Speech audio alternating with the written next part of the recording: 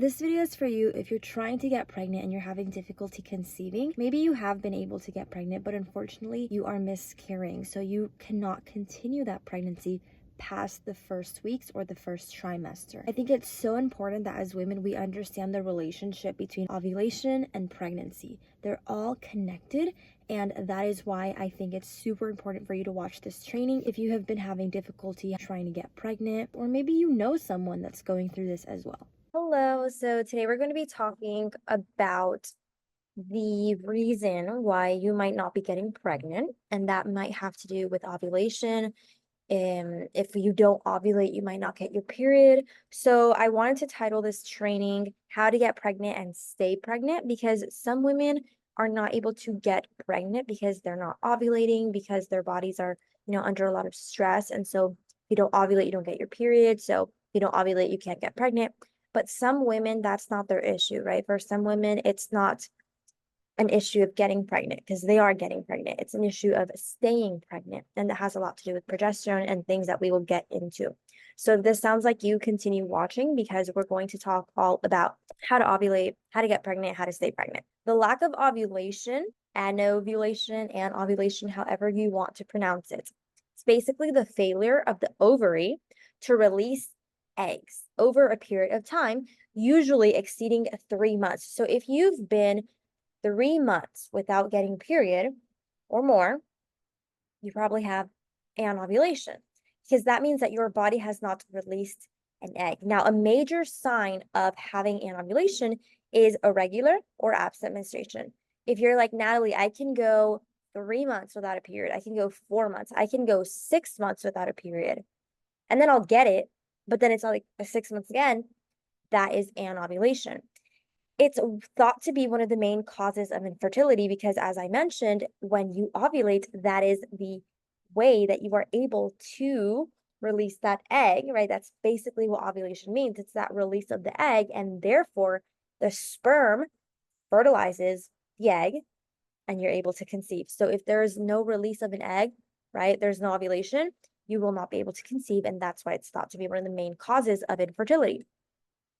So one of the reasons why, to understand why you're not ovulating, why you're not menstruating, is to understand the impact that stress has on our bodies.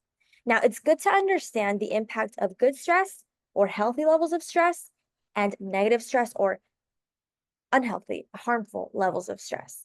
We have two stress hormones, adrenaline and cortisol, that cause us and allow us to do things that help our bodies or that help our survival, right? Let's say you really want to run a marathon. So that adrenaline to run the marathon will help you, right? Maybe you want to go to the beach and jump off a cliff into the ocean. That adrenaline will help you. But if these stress hormones are way too elevated, they will cause your body to be on survival mode. So if you're not aware, your body prioritizes survival over fertility. What does that mean? It means that, yes, as a woman, you were created to have children. Your menstrual cycle shows it, your body shows it, your biology shows it, right? Your breasts, your hips, it shows it. The fact that your menstrual cycle revolves around ovulation, whether you ovulated or not, you get a menstrual cycle. It shows that your body was created to have babies, right? But your body will prioritize surviving over conceiving. So it prioritizes survival over conception. It prioritizes survival over fertility. It prioritizes survival over ovulation. So essentially, when your body senses that something is off, it will prioritize surviving over focusing on your fertility. Now, some things that can trigger that high stress level of adrenaline and cortisol can be restrictive eating. So you're putting that stress on your body that it's not getting the necessary nutrients. It's kind of, fighting to produce fat because you're not eating. So how is it going to survive? That can definitely raise your stress levels. Over exercising, right? Intense emotional situations, all these things can trigger high stress levels. And I'm not talking about a sudden trigger where it's like, oh, like a spike of adrenaline, a spike of cortisol. It's necessary. Like when you feel scared, a spike. of cortisol or whatever. You feel in the mood to run, to do this, to do that, a spike of adrenaline. I'm not talking about that. I'm talking the constant state of having high stress levels. That is what will affect your body. Now, low levels of estrogen, sorry, luteinizing hormone and follicle stimulating hormone, so LH, FSH, won't allow the proper buildup of the uterine lining, so you won't menstruate. And I say this because when we talk about cortisol and when we talk about adrenaline, these stress hormones will actually overpower our other hormones. So it's kind of like your body is going to get confused and it's going to say, okay, which one is it? Like, am I supposed to have high levels of adrenaline or high levels of estrogen? Like, which one is it? Because you are stressed out. I'm all over the place. It's kind of the best way I can describe it, right? Our stress levels can take over and overpower our sex hormones. It's just the way that it is. And that is why high stress levels will not allow you to ovulate and therefore menstruate.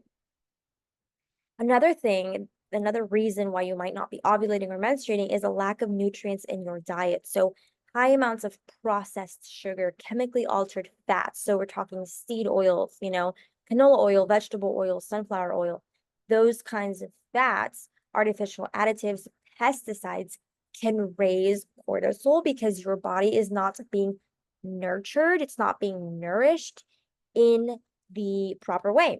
And this can cause adrenal fatigue. Have you heard of that? So, adrenal fatigue, we have the adrenal glands in the kidneys, and that is a part of your endocrine system. And so, your body's just fighting, fighting, fighting, fighting, fighting to survive, basically, because it's not being nourished.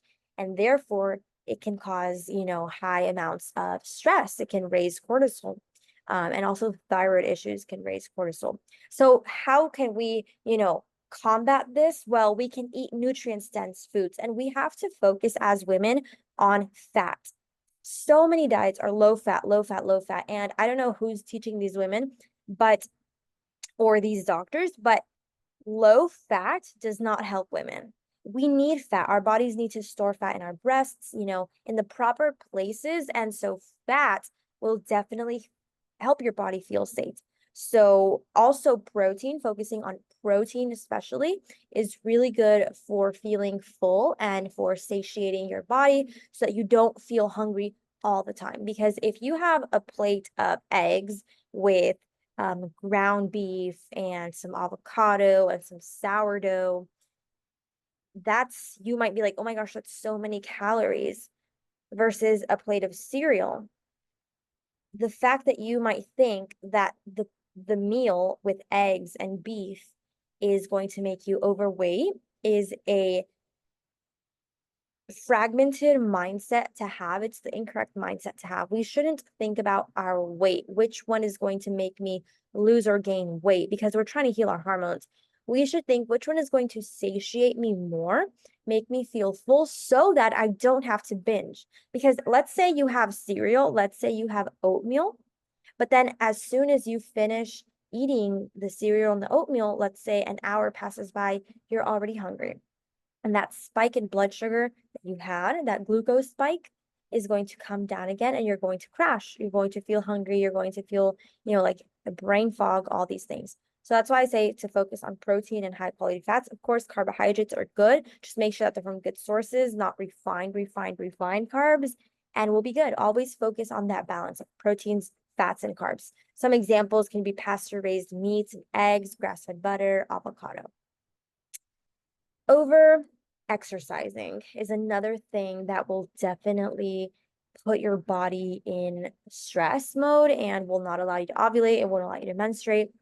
Basically, it pressures your pituitary, thyroid, and adrenal glands, which are three of the 9 glands in our endocrine system. Overtraining, undersleeping, fasting, infection, emotional trauma can all elevate cortisol too much. So if you're always working out, like, one thing is to get your sweat on and to move your body daily. That's good. I preach that. That's amazing. I encourage that. I do that myself. But another thing is to do heavy workouts like bodybuilding, powerlifting, HIIT workouts every day for more than an hour, 2 hours in the gym, just, training and training. Your body is on stress, on high stress levels. 66% of female ballet and long distance runners miss their periods. 81% of female bodybuilders miss their periods and have nutrient deficiencies. So it's not ballet that's wrong. It's not long distance running that's wrong. It's not bodybuilding that's wrong. It's the amount of training that many of these women have to go through. And many times they don't feed themselves correctly because they need to maintain a certain weight and they need to do this and they need to do that. The reality is that women, when they are extremely, extremely, extremely thin, you're not nourishing your body correctly, right? And so you're adding that stress from being malnourished onto the fact that you're training and causing so much stress on your body. It's a recipe for disaster. And in this case, it's missing your period. Now, another thing that might, affect you while you're not ovulating is thyroid issues. So your thyroid gland controls metabolism and it affects sex hormones. And so when you have an issue in your thyroid, your metabolism is uncontrolled and your sex hormones are imbalanced. Too much cortisol in the body can cause the thyroid gland to become unresponsive or hormone resistant. So your thyroid gland is like, I don't get it. I don't know what I'm supposed to do. So I'm just resistant to the fluctuation of sex hormones in our body. Another thing is getting off birth control. So, your doctor might have told you, or a doctor that you went to might have told you, just get on birth control if you don't want your period or until we regulate your hormones. And once your hormones are regulated, you could just get off birth control and you'll get your period back as usual. And let me just tell you that that is not true. According to the American Journal of Obstetrics and Gynecology, 29% of women that get off the pill experience missed periods for 3 or more months. So we're talking that women that were promised that everything would get back to normal as soon as they stopped taking the pill have not been able to recover or to experience, menstruation 3 or more months after being on the pill. So for some women, if they're not used to, doing some lifestyle changes and lowering stress and all these things, they may be many, many, many months without getting their period back. The pill, what it does, why the pill is so harmful for women, is that it has synthetic hormones that can trick the body into thinking that it's pregnant. Therefore, you won't get your period because if you're pregnant, right, if you conceive, that's what happens during the luteal phase, right? What happened in ovulation where the egg was released during the luteal phase, there should be conception. If there is conception or not, right, the uterus will continue building up and sealing that lining.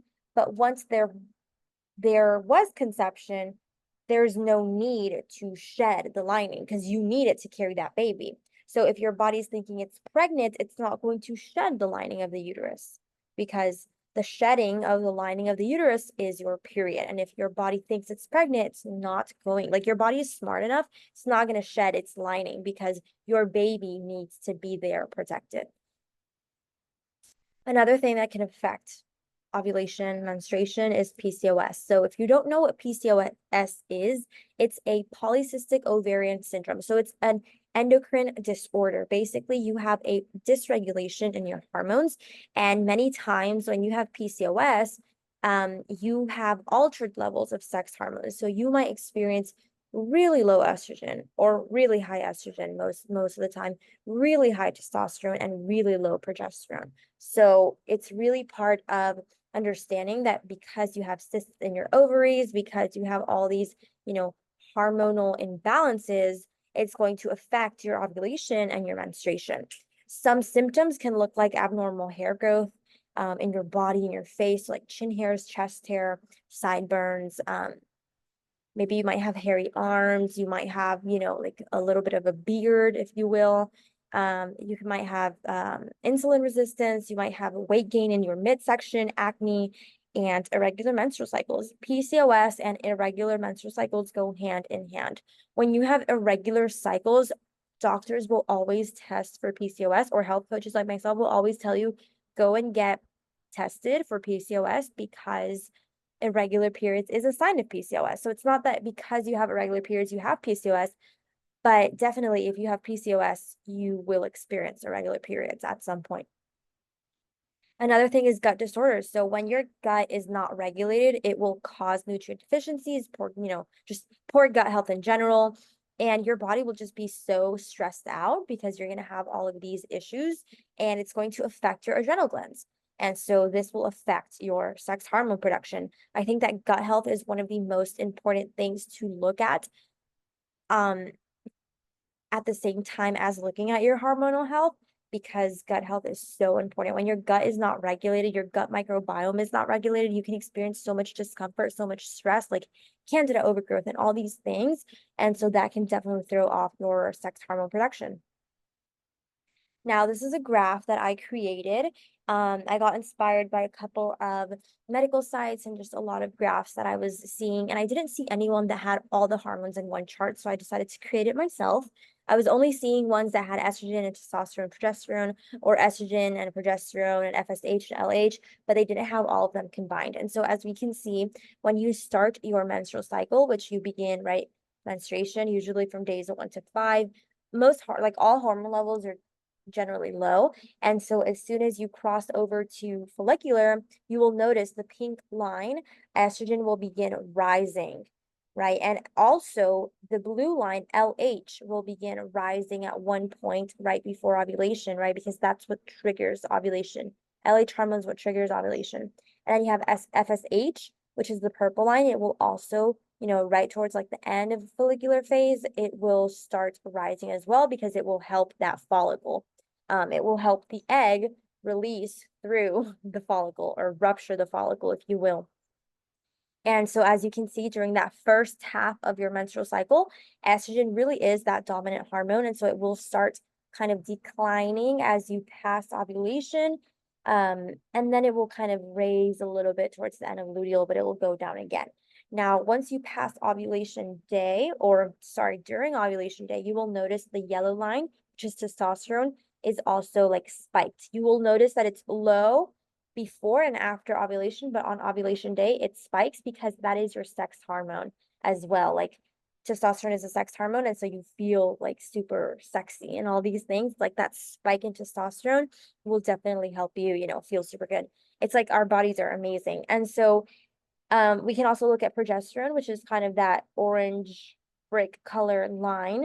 It's super, super, super low all throughout your menstrual cycle until you start your luteal phase. So the day after ovulation, progesterone will slowly start rising because it will help with um, relieving PMS symptoms, with having easy, pain-free days before your period. And when you're pregnant, it will definitely help with the development of the placenta, and it will help, carry your baby through that first trimester. Mothers, when they are pregnant, progesterone levels are they rise really high. And so progesterone is that dominant hormone during your second phase, during your second half of the menstrual cycle.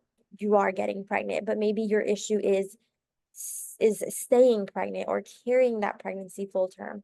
Now, obviously, the topic of a miscarriage is something so dear to my heart, and I know it's so emotional and it's tough because it's a life that grows inside you, and then you are forced to part ways with that baby. Um, and so my mother personally, she miscarried many times, and I was alive to experience one of her biggest miscarriages. She had a huge belly, and she unfortunately miscarried at about 5 months. And so I lived that, and that was traumatic, even for me as a child. I can't imagine a conscious human being, right? Because when you're little, you remember things, but not to the certain degree as to like when you're an adult and you actually live that. And so my heart goes out to all of you women that are watching this and are experiencing miscarriages or have experienced miscarriages, because I know it's like tough. I've personally never lived one, but I know people that have, and it's heartbreaking. But it's important to know that during this, God is still sovereign over our wombs, and so we can do our part and also just rest in his divine plan for our lives. But switching over to the topic of miscarriages and understanding them a little bit more, a miscarriage, different to an abortion, a miscarriage is when a pregnancy ends on its own, usually before the 20th week. That's usually when most pregnancies when most women miscarry, right? But obviously, abortion is not the same, even though people try to kind of put them together. Abortion is the intentional ending of a pregnancy. So it's essentially stopping that baby's life, killing that baby. But then a miscarriage is when that pregnancy dies, it terminates on its own. Now, some potential causes for a miscarriage are chromosomal or genetic abnormalities, low progesterone, infection, maternal health conditions. So maybe if the mother has really severe diabetes or thyroid problems, also malnutrition. Maybe she was having excess caffeine, um, smoking. Maybe she was doing drugs, or she was just exposed to so many toxins. And in the case of some women, they experience a traumatic event, something traumatic that really affects their pregnancy. So those are the things that could cause a miscarriage. Also, when you conceive and you've had a past or prior miscarriage, problems in your uterus. So maybe you don't have a strong cervix, or a low cervix, like all these things. Being extremely underweight, being extremely overweight, and then this prenatal testing that is done on women, so chronic villus and amniocentesis prenatal testing, which it may interfere with the baby because it might be a little bit too harsh for the baby. So those are some potential causes. Now, when we talk about progesterone can help with PMS, and it can definitely help with carrying that baby to full term if you're not producing the necessary amounts of progesterone. Now, we want to look at progesterone and consuming or using progesterone in its most natural form, because when progesterone is not natural, it's synthetic, it can definitely be linked to really, really, really poor conditions in women. And so progesterone in the natural form, according to Dr. Dalton, protects the fetus from miscarriage. It increases the feeling of well-being in the mother. It increases the potential IQ of the child, and it produces calmer, less colicky babies, according to her.